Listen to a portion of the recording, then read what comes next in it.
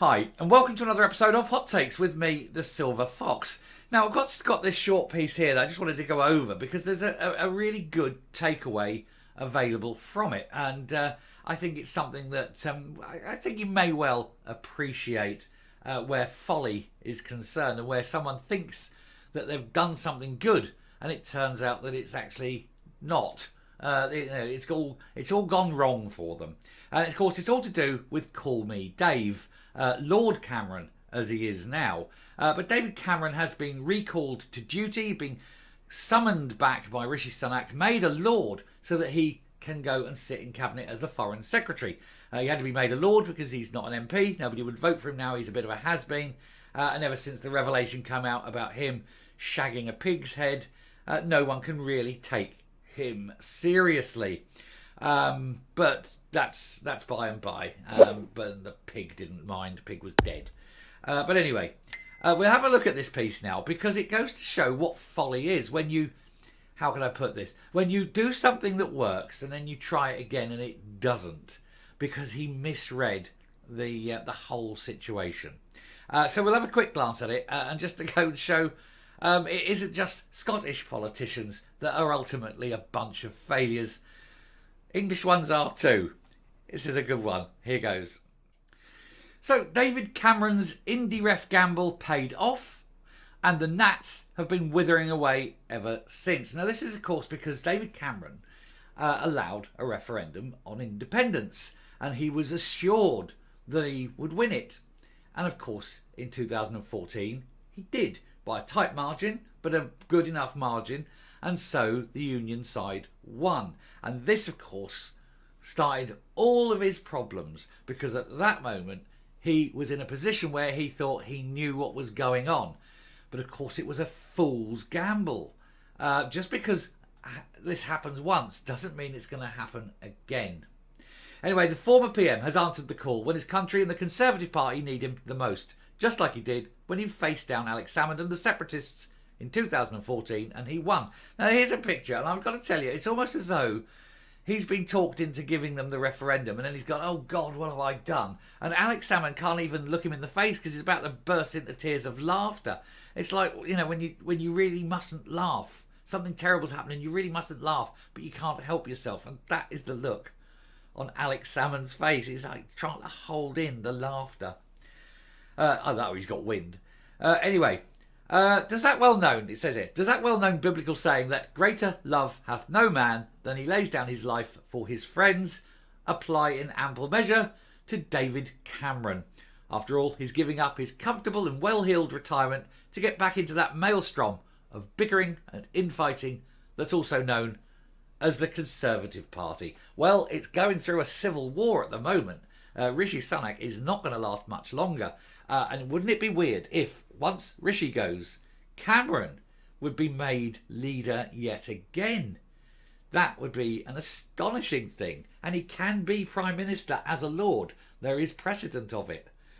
He just can't go into the Commons as a Lord. But he could still be Prime Minister from the Lords. It's one of those weird things, isn't it? Anyway, it certainly looks like it, the piece goes on. It says, I suppose that when rung up and asked by Rishi Sunak if he'd come back into government and be Foreign Secretary, Cameron decided to do the decent thing and answer his party and his country's call. However, they've become such a bitter bunch that even with all his experience of the political world and the machinations of over-ambitious men and women, I reckon he's still taken a big risk. The nutty wing of the Brexiteers are already out to get him. Well, and this was where I was going with it, you see. He, in 2014, won the Scottish referendum, effectively. He campaigned for union, campaigned for the victory of the union, because he figured that people like being part of a bigger thing. And of course, they then voted to remain in. And so that's sitting in the back of his head. And so he felt confident going to the nation 2 years later, in 2016, and saying, yes, let's have that referendum on the EU, thinking people would think the same way, that they're better off being in. And boy, was he wrong. And Brexit happened because Cameron thought he would win, because he'd won the union vote in Scotland in their independence referendum. He didn't think the people of Britain would want independence from the EU. Like I say, it's a folly. It is loose thinking of the worst kind. Just because A happens doesn't mean that B follows. And he missed that one. And it was absolutely wonderful to behold. And I do remember his resignation. And he turned away. He announced the resignation out on the platform in front of the press at 10 Downing Street. He turned away. And as he walked back in, humming and whistling a little tune of relief, he seemed happy to be going. But hey, that's what it is. Anyway, every one of his previous mistakes, starting with but not ending with his decision to hold an ultimately losing, as far as he's concerned, referendum that led to Brexit, will be examined over and over again, and this will not be a pleasant experience for him.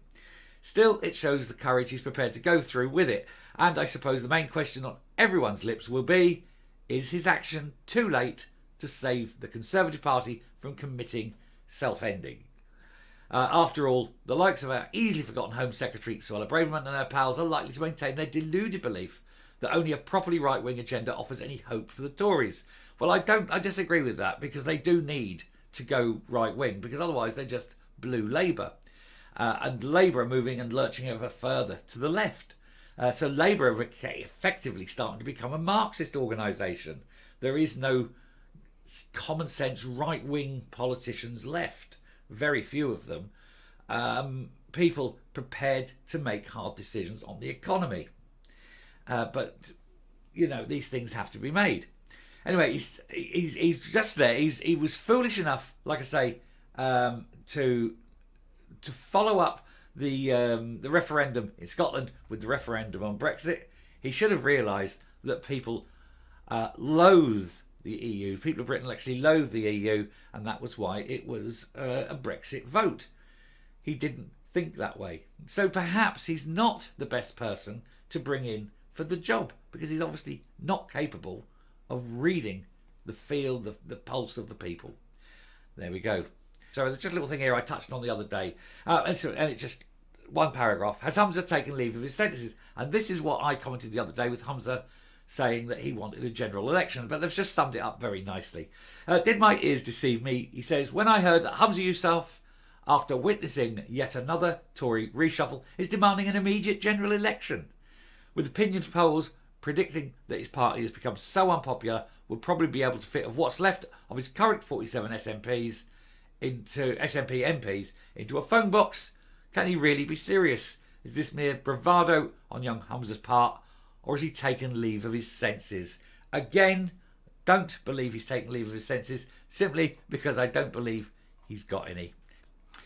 Anyway, we'll finish there. We'll come up and we'll round off the video. So there he is. He's back. He's a lord. He's our first lord for 40 odd years since Carrington and the Falklands. Just lord as a foreign secretary. And, you know, he's probably enjoying it, really. He must have been a bit bored sitting at home. You know, Sunday afternoons, you get out of the pool, take your wet clothes off, slip into a dry martini. Sam's there, you know, hello, darling, you know, what are we having for dinner tonight? And she says, I don't know. I'll phone up Antoine at the Ritz and see what he can knock us up. And he's decided he's going to come back in, you know, given the opportunity. Pick up his £500 a day attendance allowance and sod off doing nothing. He won't be there long, will he? He certainly won't. Whoever comes in and after Rishi will clear him out. So easy money, really, isn't it? If you can get away with it. But there we go. He won one. He thought he'd win the second. He lost that one. And of course, ever since independence vote has been lost, the Nats have struggled. So perhaps Cameron has done one good thing with his life. Anyway, I shall finish there, and that's me for the night. So do enjoy yourself, unless anything spectacular comes up, and I'll do a quick flash video. But enjoy your evening. I will speak to you all tomorrow as we're moving into the back end of the week. It'll soon be the weekend. Woohoo! 5.5 weeks till Christmas. Take care. Speak soon. Bye-bye.